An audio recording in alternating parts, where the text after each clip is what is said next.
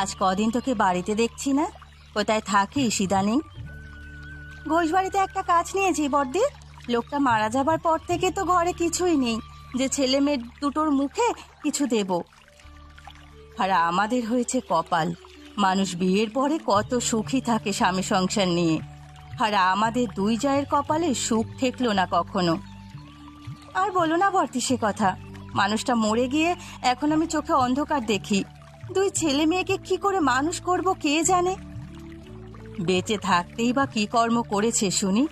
দুই ভাইয়ের তো আর মদ আর জুয়ার নেশা, এই নেশা করে আমাদের সংসারটা একেবারে উচ্ছন্নে গেল। এখন একমাত্র বাঁচার অবলম্বন হচ্ছে আমার ছেলে মেয়ে দুটো। ওদের মুখের পানে চেয়েই আমার বেঁচে থাকতে হবে। তোর তো তবু একটা বাঁচার অবলম্বন আছে রে, আমার তো সেটাও নেই। উপরওয়ালা আমার কপালে সন্তানের সুখই রাখেনি।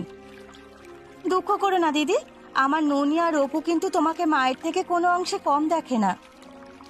সেজন্যই তো আমার সন্তানের অভাব এতটা বুঝতে পারি না, না হলে বুকটা খা খা করে এতদিনই চিড়ে যেত। আজ সকাল থেকেই আকাশটা কেমন মেঘ করে আছে দেখো তো, এমন হলে মানুষ কাজে বের হবে কি করে? আজ 2 সপ্তাহ হয়ে গেল শ্রাবণ মাস পড়েছে, এই সময় বৃষ্টি বাদলা তো সারাদিনই হবে। তা তুই আজ কাজে যাবি না জয়া? হ্যাঁ দিদি, যাবো তো। ছেলে মেয়ে দুটোকে খাইয়ে দিয়ে তারপরে যাব, না হলে না খেয়ে সারাদিন ঘুরে বেড়াবে। মনে হচ্ছে ঝমঝমিয়ে বৃষ্টি নামবে। চল চল, আর দেরি না করে বাড়ি চলে যাই। হ্যাঁ হ্যাঁ দিদি, তাই চলো।